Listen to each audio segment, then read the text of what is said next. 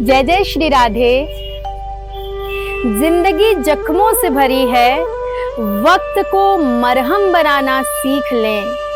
हारना तो है ही एक दिन मौत से, फिलहाल जिंदगी को जीना सीख लें। सुप्रसिद्ध लेखक श्री हरिवंश राय बच्चन जी के इन पंक्तियों के साथ आज के विषय में हम प्रवेश करेंगे। आज का विषय आपका थोड़ा अधिक समय तो लेगा, पर मुझे विश्वास है कि आज का विषय आपके समय और आपकी जिज्ञासा दोनों को ही सार्थक करेगा। तो आज का विषय है श्रीमद् भगवत गीता अध्ययन हेतु सही आयु क्या हो। अब हम तो एक ऐसे गौरवशाली इतिहास का वर्तमान है जहां सीखने की कला माता के गर्भ से आरंभ हो जाती है। बालक ध्रुव, प्रहलाद जैसे बालकों की धरोहर धरा माँ भारती के गोद में बैठकर हम यह विचार करें कि भगवत गीता अध्ययन का सही आयु क्या हो। यह थोड़ा असहज तो है, परंतु वर्तमान समय को देखते हुए इस विषय पर प्रकाश डालेंगे। गणित के अनुसार 100 अंक को पूर्णता का मानक माना जाता है, तभी हम कहते हैं 100% या 100%। और कलयुग में मनुष्य योनि की औसत आयु है 100 वर्ष। हालांकि आज के समय में 100 वर्ष कोई जी नहीं पाते, पर इस मनुष्य योनि के जीवन काल को 100 वर्ष का माना गया है और इस जीवन काल को 25-25% यानी 4 खंडों में बांटा गया है, जिसे हम 4 आश्रम के नाम से जानते हैं। वैसे हमारे सनातन धर्म में 4 अंक का बड़ा ही महत्व है, जैसे 4 युग, 4 वेद, 4 दिशाएं, 4 आश्रम, 4 पुरुषार्थ, 4 धाम और धर्म के भी 4 चरण होते हैं। ठीक इसी आधार पर इस जीवन काल के 25-25% यानी 4 खंडों को 4 आश्रमों में बांटा गया है और आज के विषय को हम इसी 4 अंक को आधार मानकर समझने का प्रयास करेंगे। तो जीवन काल में 4 आश्रम हैं। कौन कौन से?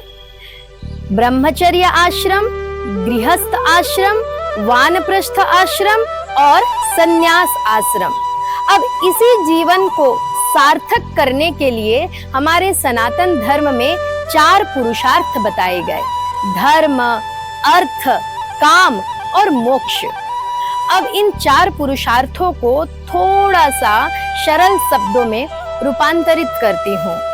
धर्म यानी अध्ययन, अर्थ यानी उद्यम, काम यानी परोपकार और मोक्ष यानी वैराग्य। तो ये 4 आश्रम जो कि हमारे जीवन काल का आधार हैं और ये 4 पुरुषार्थ इस जीवन को सार्थक करने के लिए बहुत आवश्यक हैं। ये आपस में पूरक हैं। सबसे पहला आश्रम है ब्रह्मचर्य आश्रम, जिसकी आयु सीमा है 25 वर्ष तक और सबसे पहला पुरुषार्थ है धर्म यानी अध्ययन। ब्रह्मचर्य आश्रम 25 वर्ष की आयु तक मनुष्य मस्तिष्क सबसे अधिक सृजनात्मक और रचनात्मक होता है, यानी इस आयु सीमा में सबसे अधिक सीखने की, स्मरण रखने की और नए नए प्रयोग करने की क्षमता अधिक होती है। साथ ही यही आयु सीमा जिसमें भ्रमित होने की, गलत रास्तों में जाने की और आज के समय के अनुसार यदि कहूँ तो कंफ्यूजन, एंजाइटी, डिप्रेशन, सुसाइड इत्यादि की संभावना इसी आयु सीमा में अधिक होती है। तो इस आयु में यदि बालक बालिका श्रीमद् भगवत गीता के सिद्धांतों को समझ जाए, अपने स्मरण में रखे, मन में उसे बसा ले, तो उसके लिए सबसे अधिक और सबसे सर्वोत्तम समय सीमा यही है, क्योंकि यही वो समय है जिसमें एक अच्छे मार्गदर्शक और प्रबल मनोबल की आवश्यकता होती है।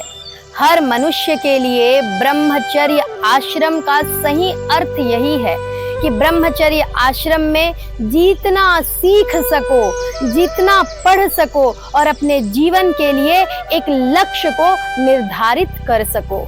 इसीलिए इस आश्रम में जितना अधिक पढ़ो, लिखो, सीखो, खेलो और अपने जीवन के लिए एक कार्य क्षेत्र को निर्धारित करो।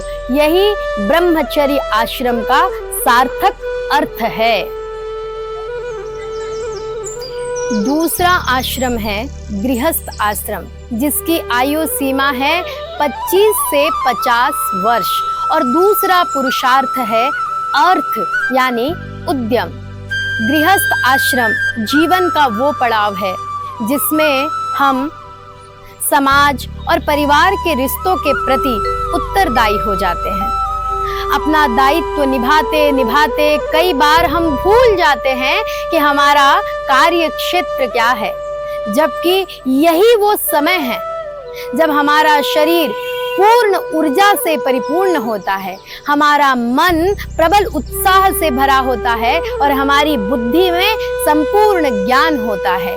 यानी यही वो समय है जब हम अपनी प्रतिभा को पूरी तरह से निखार कर अपने कार्य क्षेत्र में उसका सही प्रदर्शन कर सकते हैं। लेकिन अपनी जिम्मेदारियों के बोझ में हम इस तरह दब जाते हैं कि हम भूल जाते हैं हमने क्या पढ़ा, क्या सीखा, यहाँ तक हमारा कार्य क्षेत्र क्या है। कभी कभी तो ये जीवन अंधकार में ही डूब जाता है। कुछ ऐसी ही परिस्थिति अर्जुन के साथ थी। अपने युद्ध क्षेत्र में अर्जुन ने जब अपने गुरुजनों को देखा, अपने मित्रों को, अपने परिजनों को देखा, तो अर्जुन को लगा कि अब मैं क्या करूं, और अर्जुन मोह से ग्रसित हो गया। वो भूल गया कि वो कौन है। अर्जुन ये भूल गया कि वह विश्व विजेता महान धनुर्धारी द्रोण शिष्य अर्जुन है और वो भगवान से कहता है, हे माधव, मुझसे नहीं होगा। जब भगवान ने अर्जुन की यह परिस्थिति देखी, तब भगवान ने अर्जुन से कहा कि तस्मात् उत्तिष्ठ कौन्तेय युद्धाय कृत निश्चयः। हे अर्जुन, उठो, युद्ध करो, युद्ध करना तुम्हारा कर्तव्य है। तो बंधुओं, गृहस्थ आश्रम ही वह समय है जिसमें परिवार के साथ साथ पूरा समाज, राष्ट्र, यहाँ तक हमारे सनातन धर्म के अनुसार ये पूरा विश्व हमारा परिवार हो जाता है। तभी हम कहते हैं वसुधैव कुटुंबकम। तो यही समय है अपनी प्रतिभा को पूर्णतः क्रियान्वित करने का और जितना अधिक हो सके धन अर्जित करने का, क्योंकि सही तरीके से धन अर्जित करना कभी गलत नहीं हो सकता। हर कार्य में धन की आवश्यकता होती है। तो इस आयु सीमा में हम श्रीमद् भगवद गीता से सीख सकते हैं कि हम अपने पारिवारिक, सामाजिक और आर्थिक कर्तव्यों में किस प्रकार सही सामंजस्य रख सके। तीसरा आश्रम है वानप्रस्थ आश्रम, जिसकी आयु सीमा 50 वर्ष से 75 वर्ष तक है और तीसरा पुरुषार्थ है काम यानी परोपकार। पुराने समय में जब वानप्रस्थ जीवन आता था, तब पति पत्नी अपने ही द्वारा बनाए घर, गृहस्थी, संपत्ति सबका बागडोर अपने संतान को सौंप देते थे और स्वयं वन में चले जाते थे, ताकि उनका बाकी बचा हुआ जीवन भक्तिमय हो और भगवान के ध्यान में उनका जीवन व्यतीत हो। आज के समय में हम वन में तो नहीं जा सकते, लेकिन इस समाज में जो कुछ सीखा, इस राष्ट्र से जो कुछ अर्जित किया, अब इस समाज के लिए हम क्या कर सकते हैं? अपने स्वार्थ, अपने सुख, अपनी गृहस्थी से बुद्धि को हटाकर दूसरों के लिए क्या अच्छा कर सकते हैं, यह विचार करने का समय है। लेकिन हम अपने ही द्वारा बनाए घर गृहस्थी में अर्जन करते करते ऐसे फंस जाते हैं कि कभी कभी अपने जीवन के मूल्य को ही भूल जाते हैं। और मोह का बंधन इतना सूक्ष्म होता है कि उसे तोड़ने में असमर्थ होते हैं। जिस प्रकार मकड़ी जाल बुनता है और अपने ही जाल में फंस कर रह जाता है, उसी प्रकार हम मनुष्य भी अपने बनाए उस छोटे से संसार में, जिसमें हमने बहुत उद्यम किया, उसी संसार में फंस करके रह जाते हैं, उससे ऊपर उठने में असमर्थ होते हैं। अब आयु की इस सीमा में श्रीमद् भगवत गीता से हमें सीख मिलती है, कर्मण्येवाधिकारस्ते मा फलेषु कदाचन। यानी भगवान श्री कृष्ण कहते हैं कि कर्म पर हमारा अधिकार है, उसके फल पर हमारा अधिकार है ही नहीं। जिस कार्य क्षेत्र में हमने उद्यम किया, जिस छोटे से संसार को हमने सजाया संजोया, उस संसार में हमें फंसकर नहीं रहना है। इस समाज से जो सीखा, इस राष्ट्र से जो अर्जन किया, अब समय आ गया है कि इस राष्ट्र को, इस समाज को हम क्या दे सकते हैं, उस पर विचार करें। और ये तभी संभव है जब मैं और मेरे के विचार से ऊपर उठें और सर्वे भवन्तु सुखिनः सर्वे सन्तु निरामया, इस विचार को हम सार्थक करें। यही है वानप्रस्थ आश्रम का सही अर्थ। चौथा और अंतिम आश्रम है संन्यास आश्रम और चौथा पुरुषार्थ है मोक्ष। संन्यास आश्रम की आयु सीमा 75 वर्ष से 100 वर्ष तक है। संत कबीरदास जी ने बड़ी ही उपयोगी बात कही है, आया है सो जाएगा राजा रंक फकीर, एक सिंहासन चढ़ी चले एक बंधे जात जंजीर। यानी जो इस संसार में आया है उसे एक दिन इस संसार को छोड़कर जाना निश्चित है।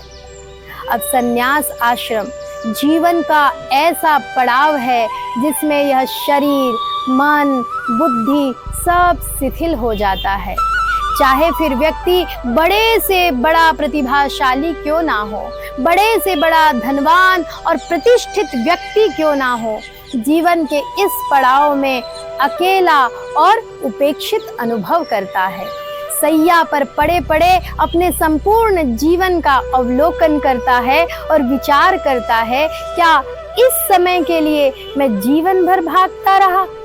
तब भगवान अपने दोनों हाथ फैलाकर कहते हैं, सर्वधर्म परित्यज्य मामेकं शरणं व्रज, अहम त्वां सर्व पापेभ्यो मोक्षयिष्यामि मा शुचः। यानी ब्रह्मचर्य आश्रम में हमने जो कुछ सीखा, जो कुछ अर्जित किया, उसी के आधार पर गृहस्थ आश्रम यानी अपने कार्य क्षेत्र में उसे क्रियान्वित किया, स्वयं के लिए अर्जन किया, संग्रह किया और फिर वानप्रस्थ आश्रम में इस समाज से जो कुछ प्राप्त किया, इसी समाज के लिए लुटा दिया। तेरा तुझको अर्पण क्या लागे मेरा। जब इस भाव से परिपूर्ण होकर के मनुष्य खाली हो जाता है, हल्का हो जाता है, तब श्री भगवान कहते हैं, अब सभी धर्मों को त्याग, सभी कर्तव्यों को त्याग दे और केवल मेरे शरण में आ जा। मैं तेरे सभी पापों को मुक्त कर दूंगा और तुझे पवित्र कर दूंगा। इस प्रकार अपने स्वार्थ को, अपने मोह माया को त्याग करके केवल और केवल भगवान के लिए समर्पित हो जाना ही जीवन का चौथा आश्रम संन्यास है। जीते जी सभी मोह माया को त्याग देना ही मोक्ष है। इस प्रकार बंधुओं, जीवन के चारों आश्रम में जो भी आयु सीमा है, सभी आयु सीमा के आधार पर श्रीमद् भगवत गीता का ज्ञान हमारे लिए बड़ा ही उपयोगी है। और वर्तमान में तो यह जीवन 100 वर्ष तक चलेगा भी नहीं, तो इस समय काल के अनुसार श्रीमद् भगवत गीता से किसी भी आयु में हम जीवन को सार्थक करने की कला सीख सकते हैं। जय जय श्री राधे।